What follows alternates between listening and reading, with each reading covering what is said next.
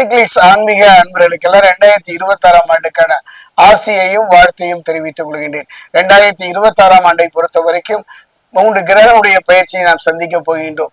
கிரகனுடைய பயிற்சி மட்டுமல்ல, மாத ராசி பலன் மட்டுமல்ல, வார ராசி பலத்தையும் சோழி பிரசனத்தின் மூலம் சொல்லி வந்தாலும் கூட ஏனோ ஒரு முழுமையான நிறைவை நோக்கி நகர முடியவில்லையே என்று கலங்கி நிற்பவர்களுக்குத்தான் கொங்கு மண்டலத்துல பாத்தீங்கன்னா ஆதி காலத்துல இந்த முறையை கையாண்டார்கள். இதையே அவர்கள் வாழ்க்கையில தொடர்ந்து செய்து வந்தார்கள். அங்கு மட்டுமல்ல, ஆதி காலத்துல பாத்தீங்கன்னா இந்த மகர சங்கராந்தி புருஷன் என்று சொல்வார்கள். இந்த மகர சங்கராந்தி புருஷனுடைய நிலைப்பாடு, வருகை, நகர்தல் நம்முடைய வாழ்வுக்கு மிகப்பெரிய ஒரு தாக்கத்தை ஏற்படுத்தும். இதை வைத்தே அவருடைய வாழ்வை தீர்மானித்துக் கொண்டார்கள். அந்த வகையில பார்க்கும் பொழுது 2026 ஆண்டு சங்கராந்தி புருஷ கர்ண பலனை இப்ப சொல்ல தொடங்குகின்றேன். அது பாத்தீங்கன்னா விருச்சிக ராசிக்கு எவ்வாறு இருக்கும் என்பதை சோழி பிரசனத்துல பார்க்கலாம். விருச்சிகத்தை பொறுத்தவரை விசாகம் 4, விருச்சிக ராசியை பொறுத்த வரைக்கும் அனுஷம்,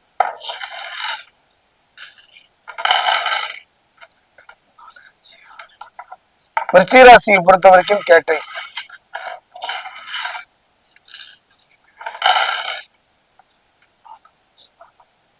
விருச்சிக ராசி அன்பர்களே, ஒரு அருமையான ஒரு நிலைப்பாடு. இதை நீங்க அவசியம் தெரிஞ்சுக்கணும். வாழ்க்கையில கலங்கி போய் நிற்கின்றோம். தவித்த வாய்க்கு தண்ணீர் இல்லையே, பசித்த வயிற்றுக்கு ஒரு கவனம் சாதம் இல்லையே என்று கலங்கி நிற்கணும். இந்த காலகட்டத்துல அவனவனுக்கு அவனுடைய பிரச்சனை தான் பெருசுங்க.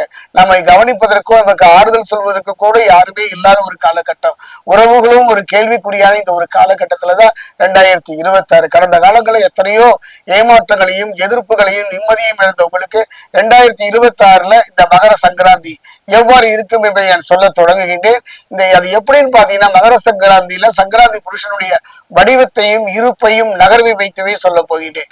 அந்த வகையில பார்க்கும்போது இந்த 2026 சங்கராந்தி புருஷன் பாத்தீங்கன்னா அவர் எப்படி வருகின்றார் என்றால், புலி வாகனத்துல சிகப்பு நிற உடையில வைடூரிய ஆபரணமும் சிறு செண்பகப்பூ மாலையும் அணிந்து கட்கம் என்னும் ஆயுதம் மற்றும் துந்துபி என்னும் வாக்கியத்தை மேந்தி கொண்டு உடன் தாமிர பாத்திரத்தை கையில் வைத்துள்ளார். அது மட்டும் கிடையாதுங்க, 3 முகங்களும் குரோதமான ஒரு பார்வை. அந்த குரோதமான ஒரு உணர்வுடன் அனுஷ நட்சத்திரத்துல விருச்சிக ராசியில மீன லக்னத்துல சஞ்சாரத்தை இந்த 2026 தொடங்குகின்றார். இவர் தன்னுடைய நீண்ட பயணம் இந்த இடைப்பட்ட காலத்துல விருச்சிக ராசிக்கு எந்த விதமான பலன்களை எல்லாம் அவர் தரப்போகின்றார் என்பதை நம்ம பார்த்தோம். அந்த வகையில பார்க்கும்போது இந்த ராசியை பொறுத்த வரைக்கும் தொழில், வியாபாரங்கள்லாம் செழிப்படைவதற்கு, குடும்பத்துல பாத்தீங்கன்னா சுபகாரியங்கள் நடப்பதற்கான ஒரு நல்ல சந்தர்ப்ப சூழ்நிலை. எந்த சுபகாரியமும் நடக்கவில்லை என்று கலங்கியவருக்கெல்லாம் அந்த தடைகளும் பிரச்சனைகளில் இருந்து சுபகாரியங்கள் நடப்பதற்கான அற்புதமான ஒரு காலகட்டம். மனிதனை பொறுத்த வரைக்கும் குடும்பம் ஒரு கோவில் தானே. 1000 வேலைகள், 1000 அலைச்சல்கள், 1000 எதிர்ப்புகள் இருந்தாலும் கூட அந்த நிம்மதியை சந்திக்கிற ஒரு சன்னிதானம் குடும்பம் தானே. அந்த குடும்பத்தில் நிலவி வந்த குழப்பங்களும் பிரச்சனைகளையும் படிப்படியாக குறைவதை இந்த காலகட்டத்தில் நீங்கள் பார்க்கலாம். அதே நேரத்துல மனதுல மனக்குழப்பங்கள் வந்து மறைகின்ற ஒரு சூழ்நிலையும் ஏற்றத்தாழ்வுகள் நிறைந்த ஒரு வாழ்க்கையில ஏற்ற மிகுந்த ஒரு காலத்தை நீங்கள் அடைவீர்கள். வாங்கிய கடனை அடைப்பதற்கும் புதிய கடன் வாங்காமல் இருப்பதற்கும் நல்ல தொழில் அமைப்பதற்கும் அருமையான சந்தர்ப்பங்க இந்த மகர சங்கராந்தி புருஷன் நகர்கின்ற ஒரு காலகட்டம்.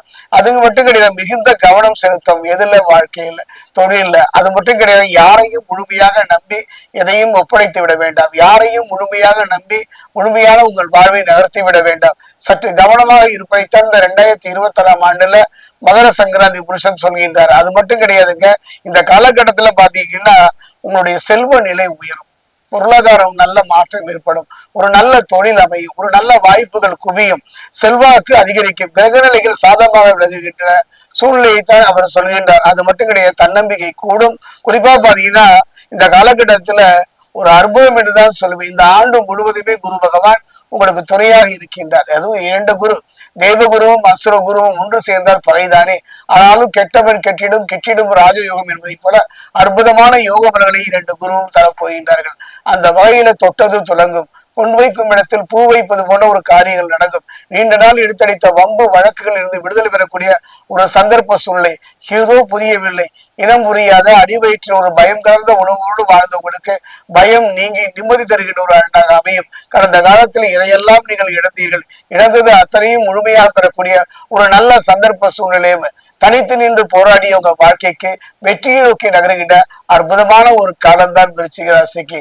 ஏதோ தெரியவில்லை, குலதெய்வமாகட்டும் மட்டும் எல்லா தேவதைகளும் தெய்வங்களும் புண்ணியங்களும் தள்ளி நின்று கதறி உங்க வாழ்க்கைகளுக்கு அற்புதமான ஒரு யோகங்களை யாரெல்லாம் உங்களை விட்டு விலகினார்களோ அத்தனை பேருமே ஒன்று சேருகின்ற ஒரு நல்ல சந்தர்ப்ப சூழ்நிலை விருச்சிக ராசிக்கு அமையும். அது மட்டும் கிடையாதுங்க, சிலருக்கு அரசு துறையில ஆதாயமும் சில அரசினால் வந்தக்கூடிய அவப்பெயரை நீங்குகின்ற நல்ல சந்தர்ப்ப சூழ்நிலை அமையும். குடும்பத்தில் பூர்வீக சொத்து சம்பந்தமான பிரச்சனை இருந்தாலும் கூட அந்த பிரச்சனைகள் படிப்படியாக விழுவதை பார்ப்பீர்கள்.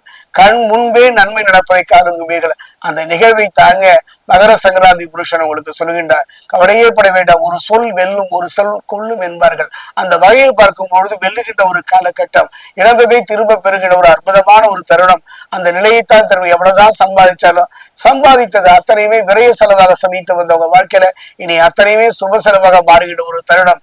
தவறான மனிதனுடைய பழக்க வழக்கங்கள் இருந்தால் இந்த காலகட்டத்தில் குறைத்து கொள்ளுங்கள். ஒரு பைப்ல இருந்து தண்ணி வருதுங்க, கீழே பைப்புக்கு நேராக குடம் இருக்கு, பைப்பை திருவிடும் தண்ணீரோ வந்து கொண்டிருக்கிறது, ஆனால் குடம் நிரம்பவில்லை.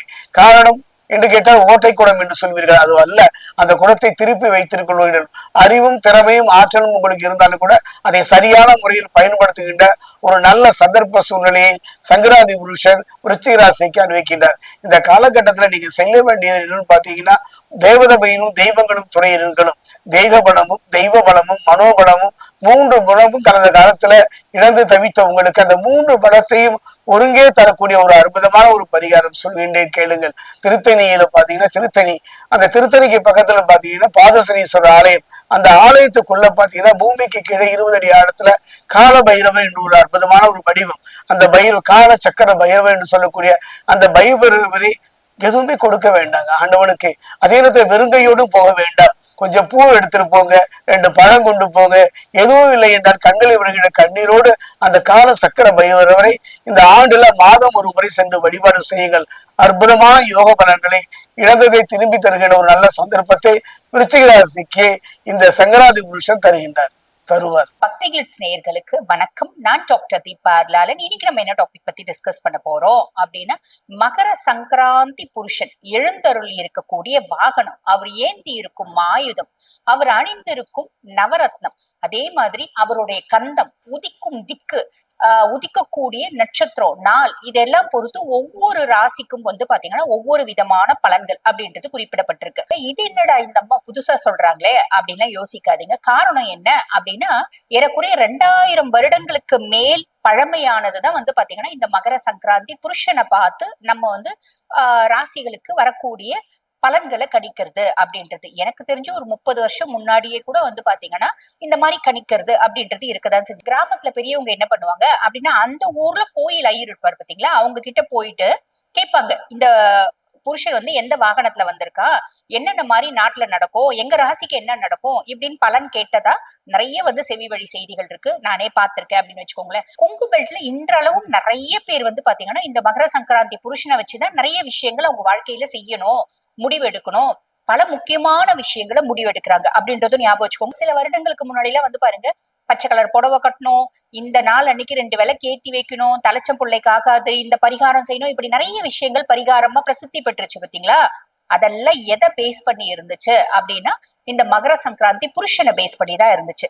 ஆக இந்த மகர சங்கராந்தி புருஷன் எழுந்தருள் இருக்கும் விதம் உங்களுக்கு என்னென்ன மாதிரி பலன்கள் வரப்போது உங்க ராசிக்கு சட்டன் பார்த்துடலாம் வாங்க. விருச்சிக ராசி அன்பர்கள், உங்களுக்கு மகர சங்கராந்தி புருஷன் சொல்லக்கூடிய பலன்கள் என்ன அப்படின்னா, மொதல் விஷயம் என்ன சொல்றாரு அப்படின்னா, மறைமுக எதிரிகள் வரத்துக்கான வாய்ப்பு உண்டு இந்த வருஷம், அதுல கவனம் அப்படின்றது வச்சுக்கோங்க.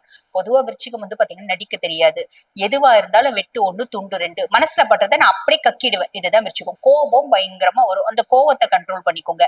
நடிக்கணும்ன்ற அவசியம் இல்ல, அமைதியா போயிடலாம் இல்லைங்களா. ஒரு விஷயம் பிடிக்குது அப்படின்னா கேட்டுக்கோங்க, பிடிக்கல அப்படின்னா உங்ககிட்ட சண்டை போடுற வேலையும் வேணாம், அவங்க கிட்ட கோவப்படுற வேலையும் வேண்டாம், அவங்க கிட்ட கத்துற வேலையும் வேண்டாம். எனக்கு ஒண்ணு பிடிக்கல அப்படின்ற மாதிரி அமைதியா போயிட்டா பாதி பிரச்சனையை நம்மளால தவிர்க்க முடியும். ஆக இதுல கவனம் அப்படின்றது வச்சுக்கோங்க. அதே மாதிரி பண விஷயத்துல எச்சரிக்கையா இருங்க. என் ஃப்ரெண்டு தாங்க ரொம்ப நல்லவன், கேட்டான் அப்படின்னு கொடுத்துட்டேன் அப்படின்னா நமக்கு திரும்பி வரவே வராது. நம்ம திருப்பி அவங்க பின்னாடி நாயா பேயா அலையற மாதிரி ஒரு சூழ்நிலை அப்படின்றது வரத்துக்கு வாய்ப்பு உண்டு. அப்ப நம்ம பாருங்க, நட்பை பேச்சோட நிறுத்திக்கலாம். வேணும் அப்படின்னா சாப்பிடறதுக்கு ஒண்ணு வாங்கி கொடுங்க. பணம் கொடுக்கல் வாங்கல் விஷயத்துல கவனம். கொடுக்க வாங்கி, அதாவது நான் காசு கொடுத்தாதான் என் நட்பு தொடரும் அப்படின்னா அப்படிப்பட்ட நட்பே நமக்கு தேவையில்லை, விட்டுருங்க அப்படின்னு சொல்லலாம். அதே மாதிரி பாத்தீங்கன்னா நிறைய மாற்றங்கள், திடீர் மாற்றங்கள் அப்படின்றது வரும். அது நல்லதா வருமா கெட்டதா வருமா அப்படின்னா பெரிய லெவல்ல கெட்டதா வராது, நல்லதா தான் வரும், கவலைப்படாதீங்க. திடீர் மாற்றங்கள், திடீர் விஷயங்கள், திடீர்னு ஒரு இடத்துக்கு போறது, திடீர்னு வெளிநாட்டு போறது, திடீர்னு வந்து பாத்தீங்கன்னா வீடு வாங்குறது, திடீர்னு கார் வாங்குறது, திடீர்னு ஒரு சொத்து பத்து வாங்குறது, இந்த மாதிரி திடீர் மாற்றங்கள் அப்படின்றது வரும். இந்த ஊர்ல இருந்தப்பா திடீர்னு எனக்கு டிரான்ஸ்பர் போட்டாங்க, தூக்கி என்ன ஹைதராபாத்ல போட்டாங்கப்பா, அங்க போயிருக்கப்பா அப்படின்ற மாதிரி விஷயங்கள் வரும். கவலைப்படணும் அப்படின்ற அவசியம் இல்ல. நிறைய வந்து பாத்தீங்கன்னா ரகசிய நோய்கள் வரும் அப்படின்னு வந்து பாத்தீங்கன்னா சொல்லியிருக்காங்க. இந்த ரகசிய நோய்கள் அப்படின்னும் போது ஆரோக்கியத்துல கொஞ்சம் கவனம் அப்படின்றது வச்சுக்கோங்க. தேவையில்லாத ஒரு பழக்க வழக்கத்தை தொடராதீங்க. இந்த மாதிரி சின்ன சின்ன விஷயங்கள்ல கவனம் அப்படின்றது வச்சுக்கோங்க. அதே மாதிரி பாத்தீங்கன்னா உங்களுக்கு எது எதெல்லாம் வந்து பிரச்சனையா இருந்துச்சு, அந்த பிரச்சனைகள் எல்லாம் மாறக்கூடிய விஷயம்.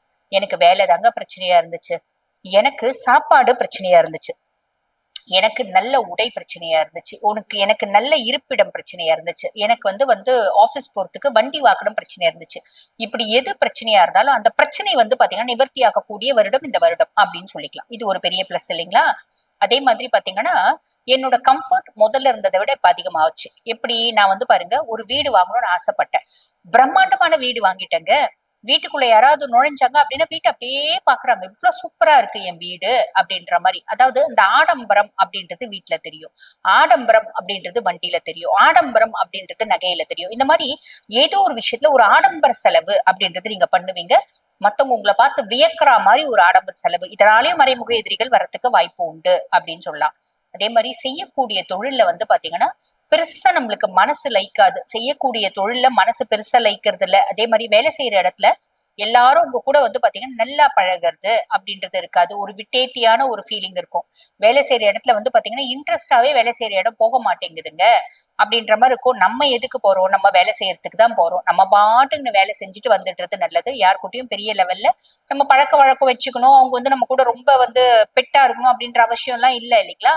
அதுக்கும் மேல இந்த ரசாயனம் சார்ந்த தொழில், மருத்துவம் சார்ந்த தொழில், இதெல்லாம் செய்யறவங்களுக்கு ஒரு பெருத்த ஒரு இம்ப்ரூவ்மெண்ட் அப்படின்றது இருக்கு. நிறைய பேர் வெளிநாடு போய் வர்த்தகம் செய்யறதுக்கான பிராப்தம், கடல் தாண்டி இன்டர்நேஷனல் கரன்சிஸை கையாளுறதுக்கான பிராப்தம், இப்படி நிறைய விஷயங்கள் காத்திருக்குங்க. அதே மாதிரி பாத்தீங்கன்னா இன்னும் கவனமா இருக்க வேண்டியது என்ன அப்படின்னா சேர்க்கையில கவனம் அப்படின்றது தேவை.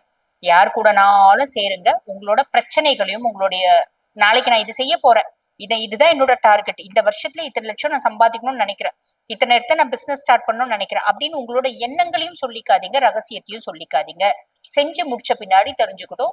எவ்வளவு வந்து ஒரு அந்யோன்யமான ஒரு நட்பா இருந்தாலும் இது சொல்றது அப்படின்றது வேண்டாம். ஓகேங்களா? பிரச்சனை இருக்க இடத்துல நம்ம போறது வேண்டாம். பிரச்சனை இருக்க இடத்துல வந்து பாத்தீங்கன்னா நம்ம வந்து வேடிக்கை பாக்குறது கூட நம்மளுக்கு வேண்டாம் அப்படின்னு சொல்லிக்கலாம். புரியுதுங்களா? இதெல்லாம் கொஞ்சம் கவனமா இருந்துக்கோங்க. அதே மாதிரி ஆரோக்கியத்துல கவனம் அப்படின்றது வச்சுக்கோங்க. மேக்சிமம் டூ வீலர் ஓட்டுறது அப்படின்றது வேண்டாம், கார்ல போய்க்கோங்க வந்துக்கோங்க. இந்த மாதிரி சின்ன சின்ன விஷயங்கள்ல கவனமா இருக்கு. அதுக்கப்புறம் வந்து பாருங்க அப்பானால ஒரு பரிபூர்ண சப்போர்ட் அப்படின்றது இருக்கு. நிறைய விருச்சிக ராசி என்பவர்களுக்கு ஹையர் எஜுகேஷன் படிக்கிறதுக்கான பிராப்தம் அப்படின்றது இருக்கு. வெளிநாடு போய் ஹையர் எஜுகேஷன் படிக்கிறதுக்கான பிராப்தமும் இருக்கு அப்படின்னு சொல்லலாம். ஒரு ஆன்மீகம் சார்ந்த சுற்றுலா போறதுக்கு, ஒரு இன்ப சுற்றுலா போறதுக்கு, இந்த மாதிரி நிறைய விஷயங்கள் நம்மளுக்கு இருக்கு அப்படின்னு சொல்லலாம். அதே மாதிரி நம்ம வந்து பாருங்க நமக்கு என்னென்ன விஷயங்கள்லாம் நமக்கு தேவையில்லாத விஷயம் அப்படின்னு நினைச்சோம். பொதுவா விருச்சிகத்துக்கு ஒரு விஷயம் உண்டுங்க, ஒரு கேரக்டர் உண்டு. என்ன அப்படின்னா ஒரு விஷயத்த தீர்க்கமா இப்ப முடிவு பண்ணிடுவாங்க, நாளைக்கு அதே விஷயத்த அது நேத்து இது இன்னைக்கு, நேத்து தீர்க்கமா முடிவு பண்ணி இன்னைக்கு அந்த விஷயத்த செஞ்சுட்டியா அப்படின்னு கேட்டேன்னு வச்சுக்கோங்களேன், அது நேத்து இது இன்னைக்கு, நான் நேத்து என்ன சொன்னேன் இன்னைக்கு சொன்னா அப்படின்னு கேட்பாங்க. அந்த மனசு ஒரு ஸ்திரமா இருக்காது அப்படின்னு சொல்லலாம். அப்படிப்பட்டவங்களுக்கு வந்து பாத்தீங்கன்னா இந்த காலகட்டம், இந்த ஒரு வருடமும் மனசு நம்ம ஸ்திரமா இருக்க வச்சுக்கணும், மனசை ஸ்திரமா பழகிக்கணும், எந்த ஒரு விஷயத்த நம்ம செஞ்சாலும் ரொம்ப ஸ்ட்ராங்கா செய்யணும் அப்படின்ற மாதிரி ஒரு மனசை பக்குவப்படுத்திப்பாங்க, பதப்படுத்திப்பாங்க அப்படின்னு சொல்லலாம். இதெல்லாம் ஒரு பெரிய பிளஸ். அதே மாதிரி என்னோட தைரியமும் தன்னம்பிக்கையும் முதல்ல இருந்ததை விட பன்மடங்கு அதிகமாயிடுச்சுங்க அப்படின்ற ஒரு அமைப்பு. என்னோட தம்பி தங்கச்சி எனக்கு முழுசும் சப்போர்ட்டா இருக்காங்க அப்படின்ற அமைப்பு. அதே மாதிரி பூர்வீகம் சார்ந்து சொத்து பத்து வீடு வாசல் ஏதாவது இருக்கு அப்படின்னா அது வந்து பிரச்சனைல இருக்கு, வில்லங்கத்துல இருக்கு அப்படின்னா அது நமக்கு சாதகமா வர்றதுக்கான வாய்ப்பும் உண்டு. எப்பயோ நாங்க கல்யாணம் பண்ணிட்டு வந்துட்டோங்க, எங்க அப்பா அம்மா வந்து இப்ப போய் கொடுப்பாங்களா அப்படின்னா நிறைய பேருக்கு வீட்டுல சொத்து பத்து பிரிக்கலாம். நம்ம பிள்ளை ஒண்ணு இருக்கேங்க, நம்ம பிள்ளை கஷ்டப்படுது அப்படின்னு நமக்கு 10 ரூபாய் கொடுக்கறதுக்கான வாய்ப்பும் உண்டு அப்படின்னு சொல்லலாம். இல்லம்மா எனக்கு பூர்வீக சொத்து பத்து எல்லாமே இருக்கு, கோர்ட்ல இருக்கு அப்படின்னா அந்த கோர்ட் ஜட்ஜ்மெண்ட் நம்மளுக்கு ஃபேவரா வரதுக்கான வாய்ப்பு உண்டு. இல்லம்மா இந்த காலகட்டத்துல நான் வந்து பாருங்க இப்பதான் வந்து கோர்ட்டை விட்டுட்டு outside the court settlement அப்படின்னு பண்ணிக்கிறாங்க பாத்தீங்களா, அந்த மாதிரி ஏதாவது பண்ணிக்கலாமா அப்படின்னா அந்த மாதிரி பண்ணாலும் நல்லபடியா நம்மளுக்கு அமையறதுக்கான வாய்ப்பு அப்படின்னு சொல்லலாம். குழந்தைங்க ரீதியா இருந்து வந்த பலவிதமான கஷ்டங்களும் பிரச்சனைகளும் மாறக்கூடிய அமைப்பு அப்படின்னு சொல்லலாம்.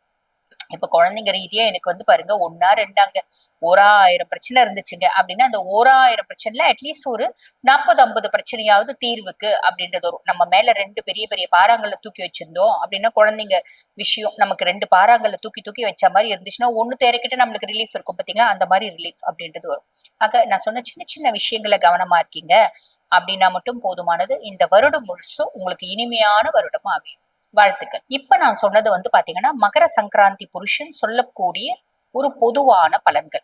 இந்த பதிவை பார்த்துட்டு இருக்கோங்க, ஆமாமா நாங்களும் வாழ்க்கையில சில முக்கியமான விஷயங்களை முடிவெடுக்கும் தருணத்துல இருக்கும். புதுசா பிசினஸ் ஆரம்பிக்கலாம்னு நினைக்கிறோம். பிள்ளைய வந்து காசு செலவு பண்ணி மெடிசன் சீட் சேர்த்தலாம்னு நினைக்கிறோம்.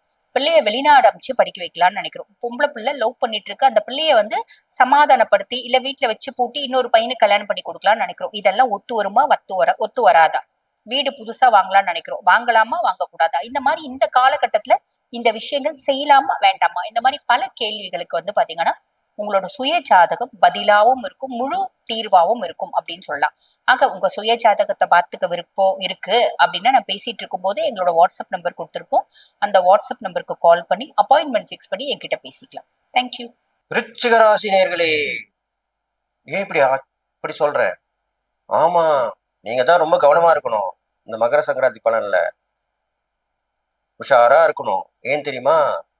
உங்களை முன்னாடி போக விட்டு பின்னாடி பேசுவாங்க, உங்களை குற்றம் சுமத்துவாங்க, உங்களை கீழே தள்ளி விடுவாங்க. எல்லா வேலையும் நடக்கும். மறைமுக எதிர்ப்புன்னு சொல்றோம் இல்லையா, அது உங்களுக்கு அதிகமா இருக்கும் இந்த மகர சங்கராந்தி பலன்ல. அப்ப கவனமா இருக்கணும். யார் நல்லவங்க யார் கெட்டவங்க பார்த்துக்கணும். முன்னாடி என்ன நடக்குது பின்னாடி என்ன நடக்குதுன்னு பார்த்துக்கணும். அவ்வளவுதான். இது பார்த்தாலே போதும். உங்கள் ரகசியங்களை நீங்க காப்பாற்றி வரணும். நீங்க எது ஒரு செயலியும் செஞ்சு முடிச்ச பிறகுதான் மற்றவங்கள்ட்ட ஷேர் பண்ணணும். இதெல்லாம் பண்ணிக்கணும் இந்த மகர சங்கராந்தி பலன்ல.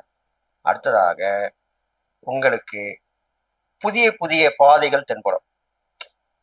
அப்பா இது வரைக்கும் எனக்கு கண்ணை கட்டி காட்டுல விட்ட மாதிரி இருந்துப்பா, இப்பதாம்மா எனக்கு இந்த வழி தை பிறந்தா வழி பறக்கணும்னு சொல்றோம் இல்லையா, அப்போ அந்த மாதிரி வழி கிடைச்சிச்சுப்பா, நான் பார்த்துட்டேன்ப்பா, நான் ஓகே, நான் அதில் போயிடுவேன், நான் ஜெயிச்சிருவேன், அப்படிதான் சொல்ல போறீங்க. உங்களுக்கும் நல்ல குணம் இருக்குன்றத இந்த மகர சங்கராந்தி பலன் தான் வெளியே கொண்டு வரப்போகுது. அப்போ உங்களுக்கு கண்டிப்பா உங்க ராசியில பிறந்தவங்க நல்லதானே இருப்பீங்க, அதுல என்ன சந்தேகம். அடுத்ததா பாத்தீங்கன்னாக்கா உடல்ல முக்கியமா கவனிக்கணும். உடம்பு கவனிச்சுக்கணும் இல்லையா, அப்போ உடம்பு பார்க்கும் பொழுது உங்களுக்கு அடிக்கடி மயக்கம், அது இல்லாமல் ஜீரண கோளாறு இதெல்லாம் வந்து சேரும். அப்போ சாப்பாடு விஷயத்துலையும் கவனமா இருக்கணும். தலை சுற்றல் மயக்கம் வரணும், என்ன பண்ணணும், ப்ரெஷர் குறைச்சிக்கணும், சுகர் குறைச்சிக்கணும். கழுத்து வலி மூலியமா கூட தலை சுற்றல் மயக்கம் வரும், அதையும் பார்த்துக்கணும். வண்டி வாங்க அதிகமாக ஓட்டாமல் கொடுக்கணும். அவ்வளோதான். அதான் தெரிஞ்சு நீங்கள் நடந்துப்பீங்கல்ல. அதுக்குள்ள மருத்துவர் பார்த்தீங்கன்னா அவ்வளோதான், முடிஞ்சு. அதுக்கப்புறம் பார்த்தீங்கன்னாக்கா உங்களுக்கு ரிஷிராசிக்காரங்களுக்கு முக்கியமான நபர்கள் தேடி வருவார்கள். விஐபின்னு சொல்றோம் இல்லையா, விஐபி மட்டும் இல்லை விவிஐபியும் வருவாங்க. அப்போ நீங்கள் என்ன பண்ணணும், அதுக்குண்டான அவங்களுக்கு உண்டான கிடைக்கக்கூடிய உதவியை நீங்கள் வாங்கி தானே ஆகணும். அதை செஞ்சுட்டா போதும். அப்போ பயம் கூடாது, தயக்கம் கூடாது. அவ்வளோதான் விஷயம். இங்கே பேசுறது செயல், சொல்றது செயல் எல்லாமே வெட்டு 1 துண்டு 2, அவ்வளோதான். இதுதான் முக்கியமான தாரக மந்திரம் இந்த வருஷத்தில் உங்களுக்கு இந்த மகர சங்கராந்தி பலன். அது மட்டும் இல்லை, நீங்கள் நல்லா கேட்டுங்க, முருகப்பெருமானுடைய சூரசங்காரம் பண்ண போர் வடியும், அதான் திருப்பரங்குன்றம், திருச்செந்தூர், இந்த மாதிரி ஸ்தலங்களுக்கு போயிட்டு வழிபட்டு வரணும். அதே ஸ்தலத்து முருகன் இங்கே அருகாமையில் இருந்தாலும் அவங்க வழிபட்டு வரலாம். எப்படி சொல்லணும்னா, பலம் வாய்ந்த சக்தி வாய்ந்த தெய்வங்கள் முருகப்பெருமான் மட்டும் இல்லை, ஆஞ்சநேயர் பலம் வாய்ந்தவர், அப்படி நரசிம்மர் பலம் வாய்ந்தவர், வீரபத்திரர் பலம் வாய்ந்தவர், இப்படி சொல்லிட்டே போகலாம். அப்படி பலம் வாய்ந்த தெய்வங்களை வழிபடணும். இப்போ கண்டிப்பா நீங்க பலசாலி ஆயிடுவீங்கல்ல. பலசாலி ஆயிட்டா யாரால ஜெயிக்க முடியும்? ஒருத்தராலே முடியாது. அதனால விச்சயராசிக்காரங்களுக்கு இந்த மகர சங்கராந்தி சொல்லியிருக்க இறை வழிபாடு, தான தர்மங்கள் இதெல்லாம் பண்ணணும். தான தர்மம் பண்ணும்போது ரொம்ப நாளா நோய்வாய் இருப்பாங்கல்ல, அவங்களால முடியவே இல்லை, டாக்டர் கைவிட்ட கேஸா இருக்கும். அப்படிப்பட்டவங்களுக்கு போய் நீங்க உதவி பண்ணுறோம், உதவி பண்ணிட்டு இருந்தீங்கன்னா கண்டிப்பா நல்லது நடக்கும். உங்களுக்கு வரக்கூடிய கெட்ட பேரு, வரக்கூடிய நோய் நொடிகள் எல்லாம் விலகி போயிடும். தூரம் நின்று வேடிக்கை பார்ப்போம், கிட்ட வரவே வராது. புரிஞ்சுதா? அதனால இந்த மகர சங்கராந்தி பலன் உங்களுக்கு எல்லா வகையிலுமே ஏற்றமான விஷயமா தான் இருக்கும்னு சொல்லி கண்டிப்பா உயர்ந்த இடத்துக்கு வந்துடுவீங்க. ஆனால் நாம் போன இடத்த மறக்கக்கூடாது, நம்ம இருந்த இடத்த மறக்கக்கூடாது. நம்ம உயர்ந்த நிலைக்கு போயிடும் இல்லையா, கீழே இருந்த போது நம்மளோட நெருங்கி பழகினவங்க, நம்மளுக்கு உதவி ஒத்தாசை பண்ணவங்களுக்குலாம் மறக்காம உதவி பண்ணாலே நல்லது நடக்கும்னு சொல்லி, நீங்கள் எல்லா நலமும் பெற்று வாழதான் போறீங்கன்னு சொல்லி உங்களுக்கு வாழ்த்தி விடைபெறுகிறேன். நன்றி, வணக்கம்.